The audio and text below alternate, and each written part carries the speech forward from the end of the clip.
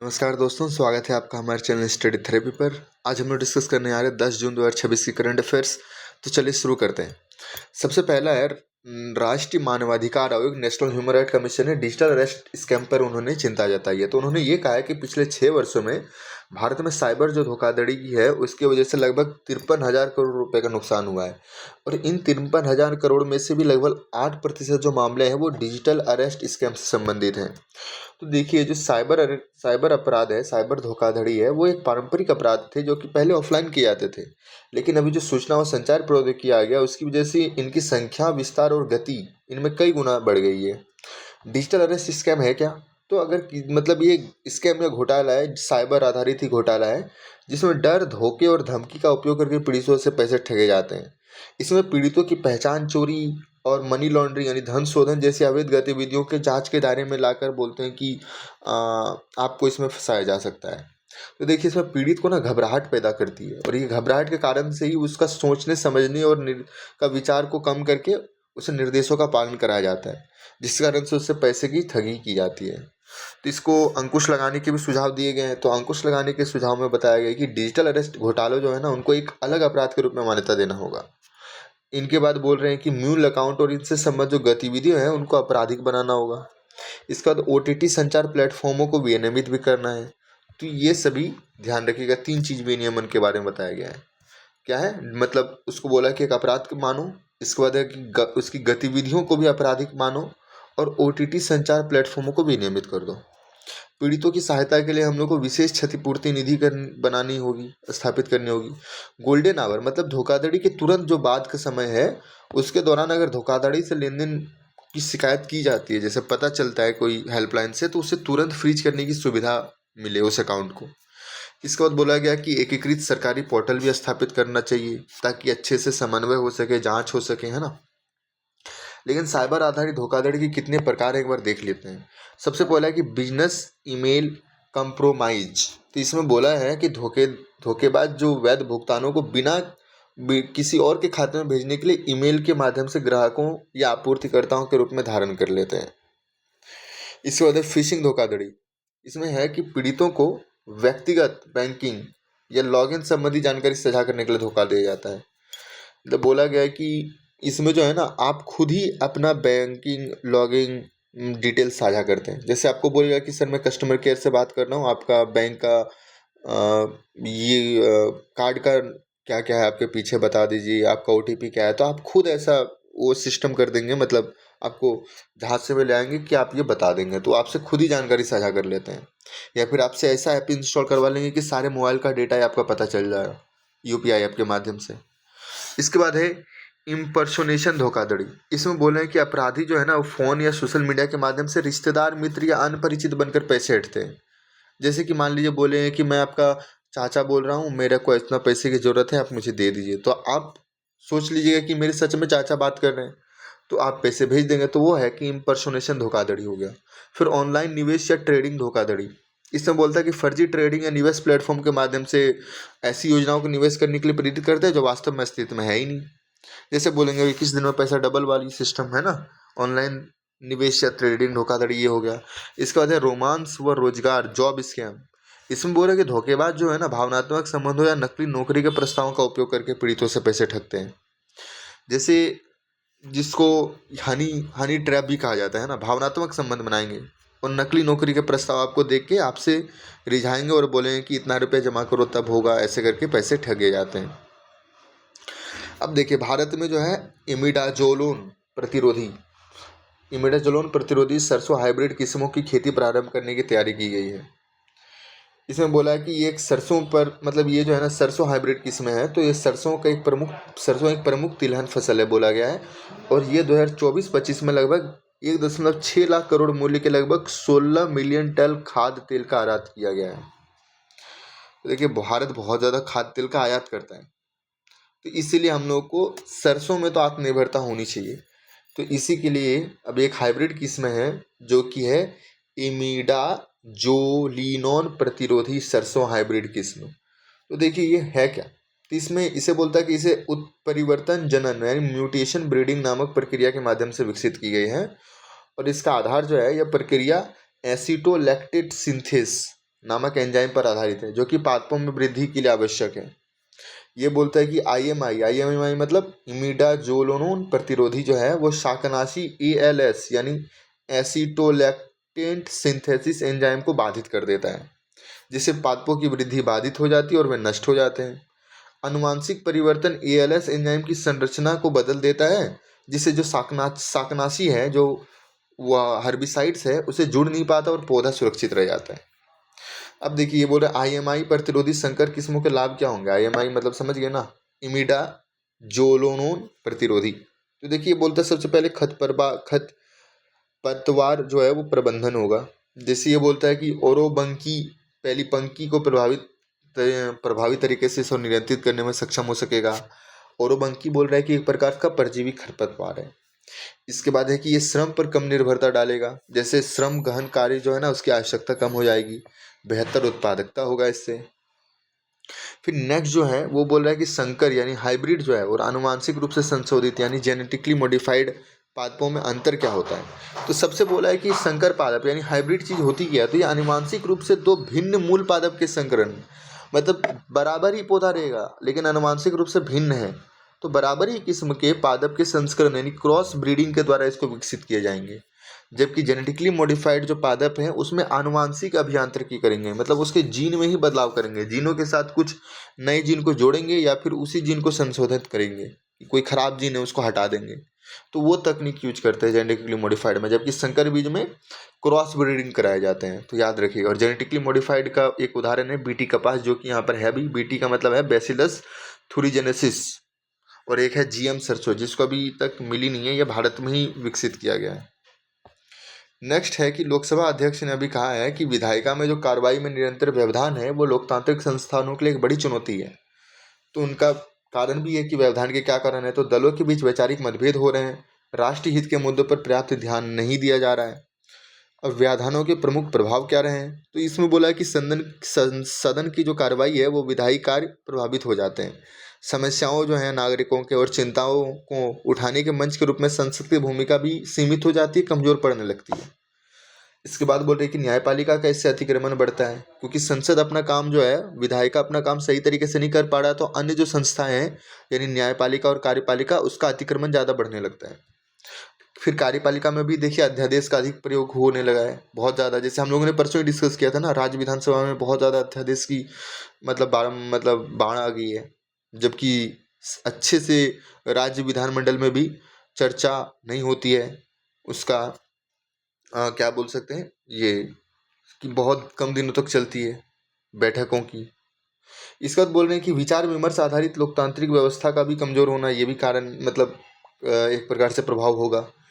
इसका एक उदाहरण भी दिया उन्होंने कि 17वीं जो लोकसभा है उसमें पारित 179 विधायकों में 58% को प्रस्तुत किए जाने के 2 सप्ताह के भीतर ही पारित कर दिया गया।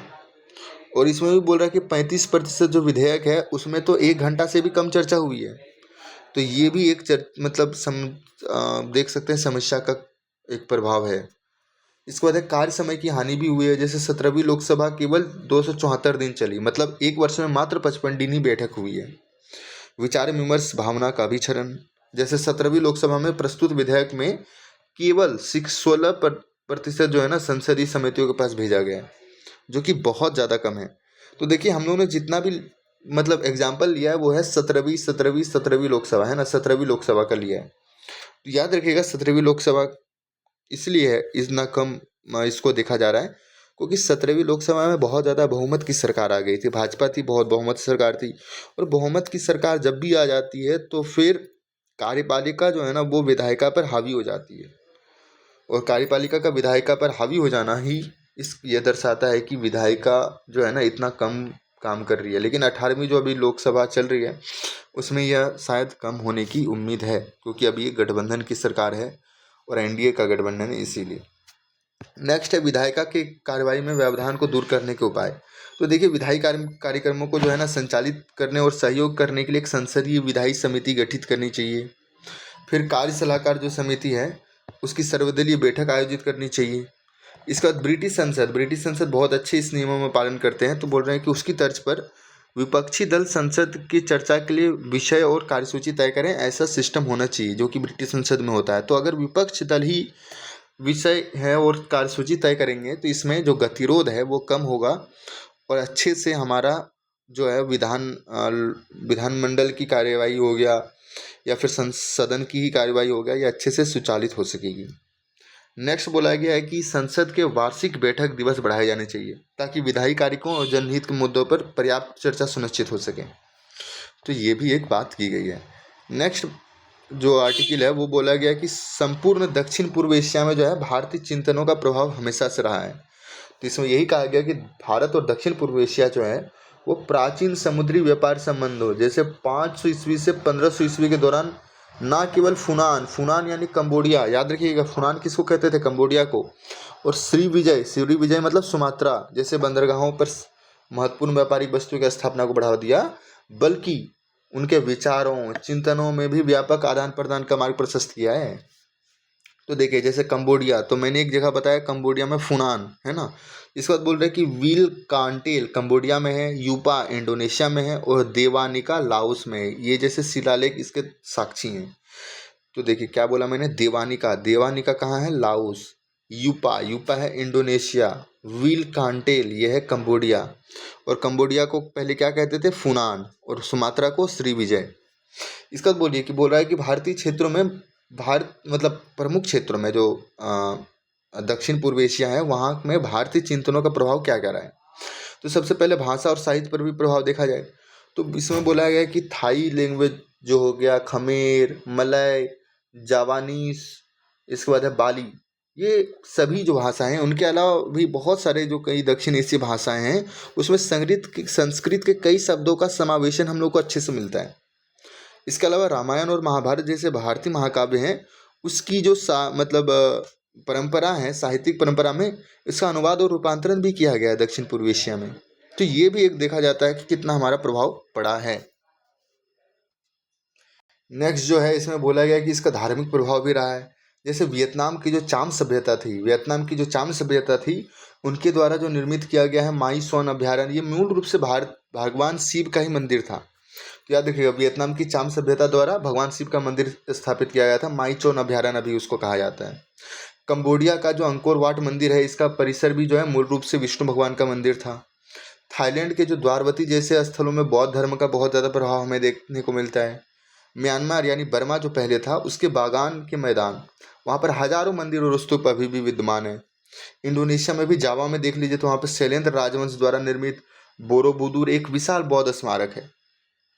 इसका राजनीतिक प्रभाव भी रहा है। जैसे धर्म का जो उपयोग है ना राजसत्ता यानी राजस्व को वैधता प्रदान करने के लिए किया गया था।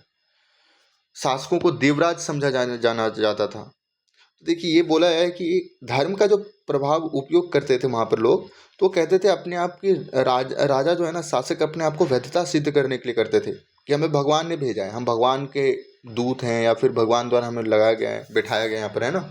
तो वही राजसत्ता को वैधता देते थे। इसके बाद है निष्पादन कलाएं यानी परफॉर्मिंग आर्ट्स। तो इसमें बोल रहे हैं कि भारतीय नृत्य की जो सुंदर मुद्राएं हैं, जटिल हस्त मुद्राएं, कथावाचन, उसकी परंपरा को हमें थाई और कंबोडिया शास्त्रीय नृत्यों के रूप में भी देखा जाता है। जैसे अप्सरा नृत्य इसमें अपनाया गया है। इसके बाद देखिए स्थापत्य कला में भी देखें तो अंकोर वाट हो गया, बोरोबुदुर अभी हम लोगों ने पढ़ा कि इंडोनेशिया में है। बोरोबुदुर एक विशाल बौद्ध स्मारक है, शैलेंद्र राजवंश द्वारा बनाया गया है। तो वही अंकोर वाट हो गया, बोरोबुदुर हो गया, माईसोन हो गया, इन सभी स्थलों पर भारतीय प्रतीकात्मक कला और पवित्र धार्मिक स्थापत्य कला का स्पष्ट प्रभाव हमें दिखाई पड़ता है। तो भारतीय प्रतीकात्मक कला हो गया और धार्मिक स्थापत्य कला, इन सभी का प्रभाव ही हमें पता चलता है कि वहाँ पर हमारी जो स्थापत्य कला का छाप जो है वो दक्षिण पूर्व एशिया में बहुत अच्छे से देखने को मिला है। नेक्स्ट जो आर्टिकल कह सकते हैं उसमें यह कहा गया है कि अवसंरचना विकास जो है वो भारत की आधुनिक और एकीकृत अर्थव्यवस्था की ओर बढ़ाने में मदद करता है। तो इसमें बोला है कि भारत में अवसंरचना विकास पर अत्यधिक निवेश हुआ है। और कितना हुआ है, तो सरकारी पूंजीगत व्यय जो वित्त वर्ष 2014-15 में लगभग 2 लाख करोड़ रुपए था, वह वित्त वर्ष 2026-27 में बढ़कर 12.5 लाख करोड़ हो गया है। तो इसमें ये बोला गया कि प्रमुख क्षेत्रों में अवसंरचना विकास की प्रगति देखें तो रेलवे में बजट आवंटन 2014 में जो है वो 9 गुना बढ़कर 3 लाख करोड़ के आसपास हो गया है। इसके साथ ही अगर हम लोग देखें तो स्वदेशी ट्रेन सुरक्षा प्रणाली कवच जो है उसको भी 3000 रूट किलोमीटर पर स्थापित किया जा गया है। इसके बाद सड़कों में अगर हम लोग देखें तो भारत के पास विश्व का दूसरा सबसे बड़ा सड़क नेटवर्क है। प्रधानमंत्री ग्राम सड़क योजना ने 99.6 पात्र बस्तियों को सड़क संपर्क से जोड़ा है ना। मतलब एयर कनेक्टिविटी भी देखें तो सक्रिय हवाई अड्डों की संख्या ध्यान रखिएगा 2014 में 74 था और बढ़कर 2026 में 165 हो गया। ये पीसीएस में पूछा जाता है तो याद रखिएगा इसका 2 गुना से ज़्यादा ही है, तो इसका 2 गुना से 165 हो गया है। उड़ान योजना, इसके तहत 95 हवाई अड्डों को जोड़कर मतलब इसको वायु परिवहन के लिए सुलभ बनाया गया है। 95 हवाई अड्डा। बंदरगाहों, महापत्तनों की संख्या जो है वो 2014 में 873 MMTPA था, उससे अभी लगभग 2 गुना हो गया है। 1726 बंदरगाहों की क्षमता यानी 1726 MMTPA हो गई है। राष्ट्रीय जलमार्ग की संख्या भी है 5 से बढ़कर 111 कर दिया गया अभी। तो ये देखें तो मोबिलिटी कनेक्टिविटी बहुत ज़्यादा हमारी यहाँ पर बढ़ी है पिछले कुछ वर्षों में। नेक्स्ट है औद्योगिक और विनिर्माण संरचनाएं। तो इसमें भव्य की बात की गई है कि भव्य योजना, इसके तहत 100 नई प्लग एंड प्ले औद्योगिक पार्क बनाने का लक्ष्य रखा गया है। लॉजिस्टिक में, अच्छा प्लग एंड प्ले मतलब समझते हैं ना, प्लग एंड प्ले मतलब अगर किसी को इंडस्ट्री सेटअप करनी है तो वहाँ पर सारी सुविधाएं हैं कि पानी है, बिजली है, ज़मीन है और वर्कर्स हैं, सारी सुविधाएं, बस आप इन्वेस्टमेंट लेके आइए, वहाँ पर सारी कुछ सुविधाएं। तो वही है कि प्लग, डायरेक्ट आओ प्लग करो और प्ले करो, मतलब उत्पादन करो, है ना। उसी में औद्योगिक पार्क बनाने का लक्ष्य रखा गया है। लॉजिस्टिक अगर देखा तो विश्व बैंक के लॉजिस्टिक प्रदर्शन सूचकांक में भारत की जो रैंकिंग है वो 2014 में 54 था, उससे अभी बढ़कर 38 हो गई है। तो बहुत 38 से 54 मतलब 54 से 38 का सुधार हुआ है 2023 में, है ना। किफ़ायती आवास भी देखें तो प्रधानमंत्री आवास योजना शहरी में आवासीय इकाइयों के निर्माण में लगभग 8.77 लाख करोड़ जो है वो रुपए आवंटित किए गए हैं। इसके बाद ऊर्जा सुरक्षा का भी बात किया गया है। तो ऊर्जा सुरक्षा में मार्च 2026 तक भारत की जो स्थापित विद्युत ऊर्जा क्षमता है वो 532.74 गीगावाट हो गई है। तो देखिए याद रखिएगा मार्च 2026 तक भारत की विद्युत क्षमता है 532 गीगावाट। इसके बाद बोला है कि गैर जीवाश्म ईंधन में जो हम लोग ने 40% विद्युत क्षमता का प्राप्त करने का वादा किया था COP21 में, उसका निर्धारित जो हम लोगों ने समय सीमा किया था उससे लगभग 1 दशक पहले ही हमें 40% को मतलब प्राप्त कर लिया है। अभी तो हमारी जो गैर जीवाश्म ईंधन स्रोतों से जो विद्युत क्षमता है वो 50% से भी ऊपर जा चुकी है। फिर जल अवसंरचना, जल जीवन मिशन के तहत हम लोगों ने जल से नल कनेक्शन का कवरेज जो है 2017 में जो 2019 में 70% था, उससे बढ़कर 2026 में 81.94% हो गया। इस 17 से डायरेक्ट 81 मतलब 82 कह लीजिए इसको। तो इतना ज़्यादा जल का भी मतलब विस्तार हो चुका है। तो ये एक प्रकार से क्या दर्शा रहा है कि अवसंरचना विकास में हम लोगों ने प्रगति की, और ये बहुत ज़्यादा इंपॉर्टेंट आर्टिकल है स्पेशली मेंस के लिए, है ना। हर डायमेंशन को इसमें कवर किया गया है। तो चलिए इसका PDF ना दोस्तों आपको मेरे टेलीग्राम चैनल पर मिल जाएगी। अभी तो टेलीग्राम बंद हो चुका है आज से जब मैं वीडियो रिकॉर्ड कर रहा हूँ। अब 22 तारीख को ओपन होगा नीट के एग्जाम के कारण, तो फिर मैं तभी अपलोड कर दूंगा। नेक्स्ट है लैंड पोर्ट मैनेजमेंट सिस्टम। तो देखिए स्मार्ट बॉर्डर्स पहल के तहत इसको शुरू किया गया है। तो याद रखिएगा लैंड पोर्ट आप लोग सोचिएगा कि तो फिर समुद्र पे टिक कर देते, तो ऐसा मत कीजिएगा। लैंड पोर्ट मतलब होता है कि बॉर्डर, तो बॉर्डर का पोर्ट एक तरीके से देखिए, मैं बता दूँ तो अभी समझा दूंगा आपको। तो लैंड पोर्ट्स के लिए उन्होंने डिजिटल एकीकरण और रियल टाइम प्रबंधन प्रणाली विकसित मतलब इसका करने का उद्देश्य है कि डिजिटली भी एकीकृत हो और रियल टाइम प्रबंधन भी उसमें किया जा सके। लैंड पोर्ट जो है भारत की अंतर्राष्ट्रीय सीमाओं पर सड़क या रेल मार्ग में स्थित एक निर्दिष्ट क्षेत्र होता है। मैंने वही बोला आपको, सड़क या रेल मार्ग पर स्थित निर्दिष्ट क्षेत्र। अब देखिए भारत ने जो लैंड पोर्ट मैनेजमेंट सिस्टम किया है वो बोला गया कि यह भारतीय भूमि पत्तन प्राधिकरण द्वारा विकसित है। एक केंद्रीकृत डिजिटल प्लेटफॉर्म है, क्योंकि यहाँ पर बात आ जाती है जो एक अंतर्राष्ट्रीय सीमा ना, तो वहाँ पर केंद्रीकृत डिजिटल हो जाएगा। भारतीय भूमि पत्तन प्राधिकरण जो है मैंने बोला जो, वो अभी केंद्रीय गृह मंत्रालय के अधीन है। याद रखिएगा केंद्रीय गृह मंत्रालय के अंदर, और ये एक सांविधिक निकाय है, यानी इसकी स्थापना जो है भारतीय भूमि पत्तन प्राधिकरण अधिनियम 2010 के तहत की गई थी। 2010 में इसको स्थापित कर दिया गया था भारतीय भूमि पत्तन प्राधिकरण, और केंद्रीय गृह मंत्रालय के अंतर्गत आता है। इसकी विशेषताएं देखें तो एकल इलेक्ट्रॉनिक विंडो और रियल टाइम डेटा शेयरिंग इसमें किया जा रहा है। स्वचालित गेट संचालन के लिए ऑटोमेटिक गेट प्लेट रिकॉग्निशन प्रणाली से युक्त किया गया है इसको। नेक्स्ट है कि बैटरी ऊर्जा भंडार प्रणाली। तो रक्षा मंत्रालय ने अभी उत्तर प्रदेश में बैटरी ऊर्जा भंडार प्रणाली के सहित अपनी जो है पहली 250 मेगावाट सौर ऊर्जा परियोजना को मंजूरी दी है। तो बैटरी ऊर्जा भंडारण प्रणाली है क्या? तो ये एक विद्युत रासायनिक प्रणाली है जिसमें अतिरिक्त जो विद्युत ऊर्जा है उसको भंडारित किया जाता है और आवश्यकता पड़ने पर इसको यूज भी किया जाता है, उपयोग भी किया जाता है। इसके दो प्रकार हैं, जैसे एक सॉलिड रिचार्जेबल बैटरी हो गया, फ्लो बैटरी हो गया। तो सॉलिड रिचार्जेबल बैटरी में ये ठोस इलेक्ट्रोड में ऊर्जा भंडारण करती है। तो पूछ सकता है कि सॉलिड रिचार्जेबल बैटरी कौन कौन से हैं? तो याद रखिएगा, ये लिथियम आयन हो गया, सॉलिड रिचार्जेबल बैटरी है, मोबाइल में लगाते हैं ना भाई, सॉलिड है। लेड एसिड हो गया, जिंक एयर हो गया, तो ये सभी सॉलिड है, ठीक है। इसका बाद फ्लो बैटरी, अच्छा देखिएगा, जिंक एयर है, एयर, जिंक एयर, तो ये सॉलिड है, जिंक एयर। लेड एसिड तो समझ ही सकते हैं सॉलिड है। फ्लो बैटरी ये ऊर्जा को तरल इलेक्ट्रोड के रूप में भंडारित करता है। इसमें भी एग्जांपल देख लीजिए, वेनेडियम रेडॉक्स बैटरी, ये फ्लो बैटरी है, ये ऊर्जा को तरल इलेक्ट्रोड में करता है। फ्लो बैटरी मतलब तरल में रखेगा, पानी की जैसे, याद रखिएगा, है ना, इमेजिन कीजिएगा। तो वेनेडियम रिडॉक्स बैटरी हो गया। Zinc iron battery, zinc iron, आप सोचिए कि आयरन तो सॉलिड जैसा होता है, जिंक भी सॉलिड होता है, लेकिन ऐसा नहीं है, ये फ्लो बैटरी है, याद रखिए, यहीं फंसा सकता है। फिर जिंक ब्रोमीन बैटरी, तो जिंक ब्रोमीन बैटरी भी एक फ्लो बैटरी है। इसको जो है ना, बैटरी ऊर्जा भंडारण प्रणाली को इसे वितरित ऊर्जा संसाधनों में से माना जाता है, यानी डिस्ट्रीब्यूटेड एनर्जी रिसोर्सेस में माना जाता है ना। और इसके वितरित ऊर्जा संसाधनों के अन्य उदाहरण भी अगर देखें तो फिक्स्ड बायोमास जनरेटर हो गया, ईंधन सेल यानी फ्यूल सेल हो गया, और रूफटॉप सोलर फोटोवोल्टिक इकाइयाँ हो गया। तो ये सभी हैं, इसको पूछा था यूपीएससी में प्रीलिम्स में, इसलिए मैंने बताया ये। देखिए नेक्स्ट है कोयला एक्सचेंज। कोयला एक्सचेंज जो है ना, शुरू करने के लिए कोयला एक्सचेंज नियम 2026 को अधिसूचित कर दिया गया है। इसमें जो है ना, खान और खनिज विकास और विनियमन संशोधन अधिनियम 2025 ने खनिज एक्सचेंज की अवधारणा इसमें प्रस्तुत की गई है। तो खनिज एक्सचेंज की अवधारणा कब प्रस्तुत की गई? तो 2025 के अधिनियम में जो है ना संशोधन किया गया था, तभी उन्होंने बताया। तो खनिज एक्सचेंज है क्या? तो देखिए, इसमें बोला है कि कोयला के खरीदार को और विक्रेता को एक ऑनलाइन प्लेटफॉर्म पर लेन देन, व्यापार और अनुबंध करने के लिए जोड़ देंगे हम लोग। तो जो कोयला खरीदेगा और कोयला जो बेचेगा, उसको हम लोग एक प्लेटफॉर्म देंगे जहाँ पर लेन देन, व्यापार और अनुबंध कर सकते हैं वो। इसकी पात्रता क्या है कोयला एक्सचेंज के लिए, मतलब कौन कौन वहाँ पर रजिस्टर हो सकते हैं ना। तो कंपनी अधिनियम 2013 के तहत एक पंजीकृत कंपनी होनी चाहिए। आवेदक जो है वो डिम्यूचुलाइज्ड होना चाहिए, मतलब आवेदक का स्वामित्व और प्रबंधन उसके व्यापार अधिकारों से अलग हो। इसके बाद है कि निवल संपत्ति 50 करोड़ रुपए से कम नहीं होनी चाहिए उस कंपनी की। इसका महत्व अगर हम लोग देखें तो बोला है कि 1 to many, मतलब एक से अनेक तक लोगों तक जा सकता है। कई मतलब एक विक्रेता रहे, खरीदार बहुत ज़्यादा रहे, तो वो भी एक से मेनी।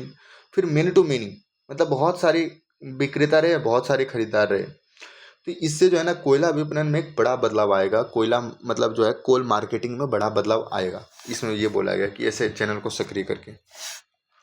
नेक्स्ट है एपीक्लोरोहाइड्रिन। तो देखिए, भारतीय मानक ब्यूरो जो है, ब्यूरो ऑफ इंडियन स्टैंडर्ड्स, उन्होंने पहली बार टी बैग्स के लिए मानक स्थापित किए हैं। टी बैग्स मतलब जो चाय पीते हैं वो वाला सिस्टम है ना। तो एपीक्लोरोहाइड्रिन जो है, उसमें हानिकारक रसायन का उपयोग पर उन्होंने प्रतिबंध लगा दिया है। एपीक्लोरोहाइड्रिन पर प्रतिबंध लगा दिया है। तो एपीक्लोरोहाइड्रिन जो है वो एपोक्साइड है, एक एपोक्साइड है जिसमें मिथाइल हाइड्रोजन में से एक को क्लोरीन द्वारा प्रतिस्थापित किया जाता है। ये जो है ना, मानव कैंसर कारक के रूप में वर्गीकृत किया गया है एपीक्लोरोहाइड्रिन को।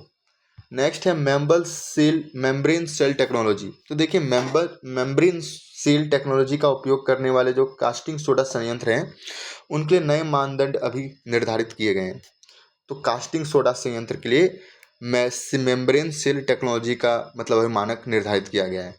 तो इसके नियमों के तहत जो बोला है कि मतलब अपशिष्ट जो जल हैं, उनकी विषाक्तता का आंकलन करने हेतु प्रयोगशाला आधारित जैव परीक्षण अनिवार्य कर दिया गया है। मतलब प्रयोगशाला में आपको जैव परीक्षण अनिवार्य करना ही है कि अपशिष्ट जल की विषाक्तता की जांच करने के लिए। और इन परीक्षणों के दौरान जो है ना, संयंत्रों को मछली जीविता परीक्षण यानी फिश सर्वाइवल टेस्ट का भी सफलतापूर्वक पास करना होगा। इसमें यह बोला है कि देखिए, जो भी मतलब कास्टिंग सोडा संयंत्र हैं, वो भी जो अपशिष्ट जल जो भेजते हैं, उनको इनको पहले टेस्ट करना होगा, इसके बाद वो छोड़ सकते हैं उस चीज़ मतलब वो जल को। तो यही बोला गया है कि उसमें मछली जीविता परीक्षण की, उसमें मछली सर्वाइव कर सकती है नहीं, उसको भी पास करना है। फिर जैव परीक्षण यानी बायोमास टेस्टिंग भी इसमें करनी होगी। तो ये बोला है कि मेम्ब्रेन सेल टेक्नोलॉजी का उपयोग अगर जो कोई करता है तो ये सब करना होगा उन्हें। नेक्स्ट है डार्क पैटर्न्स। तो देखिए डार्क पैटर्न्स होता क्या। तो डार्क पैटर्न्स ऐसे भ्रामक डिजाइन या तकनीकें हैं जिसका उपयोग मतलब किसी भी डिजिटल प्लेटफॉर्म द्वारा उसके यूजर इंटरफेस हो गया और यूजर एक्सपीरियंस में किया जाता है। तो अभी ना बोला यह गया है कि इसके कारण भारतीयों को प्रतिवर्ष भारी नुकसान का सामना करना पड़ रहा है। इसके उदाहरण क्या है, जैसे बोलते हैं बास्केट स्क्रीनिंग, मतलब चेकआउट के दौरान स्वतः दान की आदि जुड़ जाएगा। जैसे आप मतलब कोई भी सामान खरीदे, लास्ट में जाके बोल देगा कि donate 10 rupees for hungry children, तो वो है बास्केट स्क्रीनिंग। इसके बाद बोलता है कंफर्ट सेमिंग, मतलब उपयोगकर्ताओं को दान या अतिरिक्त शुल्क की उपेक्षा करने से हतोत्साहित करने वाले भावनात्मक संकेत। जैसे मतलब बोलेगा कि ₹10 फॉर हंग्री चिल्ड्रेन, तो आप जैसे उसको अनटिक करना चाहिएगा तो लिखेगा यू नॉट गिविंग 100 मतलब हंग्री चिल्ड्रन फूड, तो आपको ऐसे बोलेगा कि आपने खाना नहीं दिया बच्चों को। तो ऐसे करके भावनात्मक संकेत दिया जाएगा क्या, ताकि आप उसको टिक कर किए हुए रखें। तो ये होता है कंफर्ट सेमिंग। नेक्स्ट है फोर्स्ड एक्शन। इसमें बोलता है कि उपयोगकर्ताओं को व्यक्तिगत जानकारी साझा करके सब्सक्रिप्शन के लिए मजबूर किया जाता है। जैसे आपको बोलेगा कि कोई भी चीज़ इसमें फ्री है, अगर आपको बोल दिया कि कोई भी चीज़ इसमें फ्री है, तो आप जैसे मान लीजिए आप कोई फ़ोटो एडिटिंग सॉफ्टवेयर में गए और उसमें बोल दिया कि ये जो फ़ोटो एडिटिंग सॉफ्टवेयर ये फ्री है, तो आप उसमें अपना पूरा फ़ोटो एडिटिंग कर दिए। अब जब पूरा फ़ोटो एडिटिंग आप कर दिए 2 घंटा बैठ के, अब लास्ट में जब आप उसको एक्सपोर्ट करने जाइएगा तभी बोलेगा कि सब्सक्रिप्शन लीजिए आप। अब देखिए आप वहाँ पे बीच में फंस जाते हैं कि आपका 2 घंटा बर्बाद भी हो गया, पूरा अच्छे से एडिटिंग भी कर लिए, अब सब्सक्रिप्शन लेना ही पड़ेगा आपको। तो वो बोल रहा है कि मतलब लास्ट में मजबूर कर दिया उन्होंने, है ना। इसके बाद देखिए इसके लिए बोला है कि केंद्रीय उपभोक्ता संरक्षण प्राधिकरण जो है, उन्होंने उपभोक्ता संरक्षण अधिनियम 2019 के तहत डार्क पैटर्न निवारण और विनियमन दिशा निर्देश 2023 जारी किया है। लेकिन इसकी बात अभी भी नहीं सुनी जा रही है और अभी भी ये धड़ल्लों से चल रहा है। जिसमें एक सर्वे भी आया था जिसमें बोला गया था कि नायका जो है ना सबसे ज़्यादा इसका मतलब उपयोग कर रहा है डार्क पैटर्न्स का। इसके बाद है कि धूल भरी आंधी। तो देखिए धूल भरी आंधी जो है अभी दिल्ली में बहुत अच्छे से आई है धूल भरी आंधी, तो वही बात की गई है। इसका जो है ना यह प्रायः तड़ित झंझा यानी थंडर स्टॉर्म से उत्पन्न प्रबल पवनों द्वारा किसी क्षेत्र में उड़ाकर लाई जाती है। यह जो दीवार है यह मीलों लंबी और कई हजार फीट ऊंची हो सकती है। देखिए देखने से ही लग रहा है। ये बोल रहा है कि यह मुख्य रूप से मानसून पूर्व मौसम यानी मार्च से मई के बीच, क्योंकि फिर अप्रैल के बाद धीरे धीरे मानसून स्टार्ट हो जाता है ना, मई जून। तो मानसून से पहले मानसून पूर्व जो मौसम है उसके उस समय आती है। और इसकी आवृत्ति जो है ना मई में सबसे अधिक हो जाती है, मई में सबसे ज़्यादा हो जाएगा। फिर मई के बाद तो आप जानते हैं कि अंडमान निकोबार में मानसून का आगमन हो जाता है। जून में तो मुख्य भूमि में भी मानसून का आगमन होने लगता है। मई के अंतिम महीने मतलब सप्ताह में ही आगमन हो चुका होता है केरल तरफ में। तो वो बात है। ये बोल रहा है कि वायुमंडलीय एरोसोल का एक प्रमुख घटक है और ये जो होता है ना इसका प्रभाव बहुत लंबे दूर तक पड़ता है। मतलब कहीं से उत्पन्न होगी लेकिन वो बहुत दूर तक उड़ाकर लाई जाती है। तो एक प्रकार से बहुत बड़ी क्षेत्र को भी ये प्रभावित करती है। नेक्स्ट है दिवाला और शोधन अक्षमता संहिता, इंसॉल्वेंसी एंड बैंक्रप्सी कोड 2016 में आया था। तो इसमें यह बोला है कि उच्चतम न्यायालय यानी सुप्रीम कोर्ट ने माना है कि जो आईबीसी और उच्चतम न्यायालय की जो नियमावली है उनके बीच अगर टकराव हो जाता है तो आईबीसी के प्रावधान ही मान्य होंगे, क्योंकि उनको प्रोफेशनल द्वारा किया गया है ना। सुप्रीम कोर्ट जो है जज वो उतने प्रोफेशनल नहीं हो सकते किसी भी कंपनी के मामले को समझने के लिए जितना कि इंसॉल्वेंसी एंड बैंक्रप्सी बोर्ड के मेंबर्स होंगे। तो इसीलिए बोल रहा है कि मतलब अगर टकराव हुआ तो आईबीसी को ये प्रावधान ही मान्य होंगे।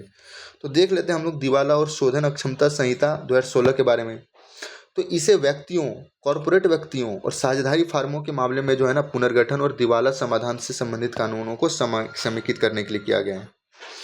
मतलब पुनर्गठन मतलब ये बोला गया है कि अगर बहुत सारे पहले कानून थे, सरफायसी एक्ट था उसमें भी अच्छे से हुआ नहीं तो फिर आईबीसी लाया गया है। तो पहले बहुत सारे कानूनों को एक में ला दिया गया। इसका बोले कि दिवाला समाधान मतलब मान लीजिए कि कोई फैक्ट्री बंद करना चाहता हो, कोई भगोड़ा बन गया हो, है ना, कोई बैंक्रप्सी फाइल कर दिया हो, तो उन सभी चीज़ों में आईबीसी यहाँ पर इस भूमिका में आता है। तो इसके बाद बोले कि इसके 4 स्तंभ है। 4 स्तंभ क्या है, तो भारतीय दिवाला और शोधन अक्षमता बोर्ड है। फिर दिवाला समाधान पेशेवर यानी ये समाधान प्रक्रिया का प्रबंधन करता है। फिर सूचना उपयोगिता यानी वित्तीय डेटा का भंडारण और प्रमाणीकरण करता है। मैं फिर से बता देता हूँ। देखिए मैंने क्या क्या बोला। भारतीय दिवाला और शोधन अक्षमता बोर्ड जो है, यह देखेगा कि कैसे मतलब हो रहा है, कि मतलब विनियमन करेगा कि यहाँ पर काम हो रहा है नहीं ठीक से, किसके पास कौन सा केस जा रहा है, कितने दिनों में निपटान हो रहा है। तो इनके बीच एक सब फिक्स टाइमिंग होता है, तो इनके बीच ये सब ये देखते हैं कि इनका सब कुछ टाइम से होना चाहिए। नेक्स्ट, ये जो है ना दिवाला समाधान पेशेवर को नियुक्त करते हैं, और ये समाधान प्रक्रिया का प्रबंधन करता है। मतलब दोनों कंपनी बोर्ड मेंबर्स को बुलाएंगे, दोनों कंपनी के मतलब सीईओ डायरेक्टर इन सबको बुलाएंगे और बात करेंगे कि आपका क्या दिक्कत है, या तो अभी सॉर्ट करवा लीजिए, बात को ख़त्म कीजिए, या फिर वो मध्यस्थता करके मतलब ये करेंगे, कोई एक निर्णय को ले पहुँचेंगे कि आपको ये करना ही है। तो वो है समाधान पेशेवर करते हैं। इसके बाद जो है ना, इनको तो कुछ ये भी चाहिए डेटा कि ये कितना कर रहे हैं, इनका क्या टैक्स इनपुट था, कि इन्होंने कितना पैसे इधर उधर किए। तो उनके लिए सूचना उपयोगिताएं यानी वित्तीय डेटा का भंडारण और प्रमाणीकरण ये करते हैं। तो अगर इनको कुछ भी हेल्प होगा डेटा का, तो ये सूचना उपयोगिताएं से मांगेंगे। इसके बाद बोलते हैं कि न्याय निर्णय प्राधिकरण, कि अगर आपको संतुष्ट नहीं है इससे तो आप यहाँ जाइए। तो इन्होंने बोला है कि राष्ट्रीय कंपनी विधि न्याय अधिकरण वहाँ पर जाइए, जो कि कंपनियों सीमित देयता भागीदारी के लिए है। और ऋण वसूली अधिकरण जाइए, व्यक्तियों साझेदारी से संबंधित मामलों के लिए है ये। तो अगर आप इनसे संतुष्ट नहीं होते तो यहाँ पर आप जा सकते हैं। तो वही बात है। तो चलिए आज के लिए तो बस इतना ही था। आपसे मिलते हैं अगले वीडियो पर। तब तक अपना ध्यान रखिएगा। नमस्कार।